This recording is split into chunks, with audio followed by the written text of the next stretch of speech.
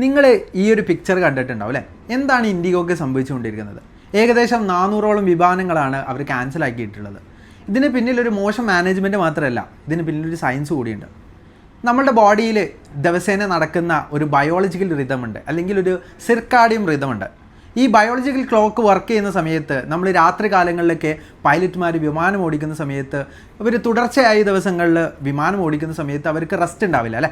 ആ റെസ്റ്റ് ഇല്ലാത്ത സമയത്ത് ഒരു മൈക്രോ സ്ലീപ്പ് എന്ന് പറയുന്ന ഒരു കണ്ടീഷനിലേക്ക് എന്ത് ചെയ്യും, ഇത് മാറും. മൈക്രോ സ്ലീപ്പ് എന്ന് പറഞ്ഞു കഴിഞ്ഞാൽ ഇവർ ഉയരത്തിൽ നിൽക്കുന്ന സമയത്ത്, അതായത് നമ്മൾ കണ്ണ് തുറന്നിരിക്കുന്ന ആ നിമിഷത്തിൽ തന്നെ നമ്മളെ ബ്രെയിൻ ഷട്ട് ഡൗൺ ആവും. അപ്പോൾ ബ്രെയിൻ ഷട്ട് ഡൗൺ ആയി കഴിഞ്ഞാൽ ഓൺ ദ സ്പോട്ട് എന്ത് ചെയ്യും, വിമാനങ്ങൾ ഓടിച്ചുകൊണ്ടിരിക്കുന്ന പൈലറ്റുമാർക്ക് എന്ത് ചെയ്യും, പെട്ടെന്ന് തന്നെ അവർക്ക് ഉറക്കം വരും, അവർ ഉറങ്ങിപ്പോവും.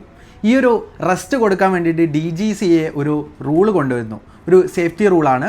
48 മണിക്കൂർ അവർക്ക് ഓരോ വീക്കിലും വിശ്രമവേളകൾ കൊടുക്കണം എന്ന് പറഞ്ഞിട്ട്. അപ്പോൾ ഈ ഒരു വിശ്രമവേള അവർക്ക് കംപ്ലീറ്റ് ചെയ്യാൻ വേണ്ടിയിട്ട് ഇൻഡിഗോക്ക് എക്സ്ട്രാ പൈലറ്റുമാരില്ലായിരുന്നു.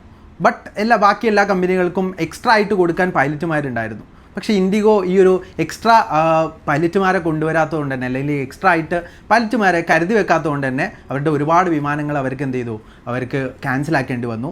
ഇതൊരു മോശം മാനേജ്മെൻറ്റിൻ്റെ ഒരു കേസാണ് ഇവിടെ നമുക്ക് ഇൻഡിഗോയുടെ കേസിൽ നമുക്ക് കാണാൻ പറ്റുന്നത്. അതുപോലെ തന്നെ നിങ്ങൾ ഇൻഡിഗോയിൽ സഞ്ചരിക്കുന്ന നിങ്ങളുടെ ഫ്രണ്ട്സിന് എന്ത് ചെയ്യുക, ഈ ഒരു കാര്യം കൂടി ഷെയർ ചെയ്ത് കൊടുക്കുക. അതുപോലെ തന്നെ ഇൻഡിഗോയിൽ നിങ്ങൾ ട്രാവൽ ചെയ്യുന്നതിന് മുമ്പേ കറക്റ്റായിട്ട് നിങ്ങളുടെ സ്റ്റാറ്റസൊക്കെ ഒന്ന് ചെക്ക് ചെയ്യുക, ഫ്ലൈറ്റ് സ്റ്റാറ്റസും കാര്യങ്ങളൊക്കെ. അപ്പം ഈ ഒരു വീഡിയോ യൂസ്ഫുൾ ആയിട്ടുണ്ടെങ്കിൽ നിങ്ങൾ തീർച്ചയായിട്ടും ലൈക്ക് ചെയ്യുക. അതുപോലെ തന്നെ ഇങ്ങനെയുള്ള കണ്ടൻസിനായിട്ട് ചാനൽ ഒന്ന് ഫോളോ ചെയ്യുക.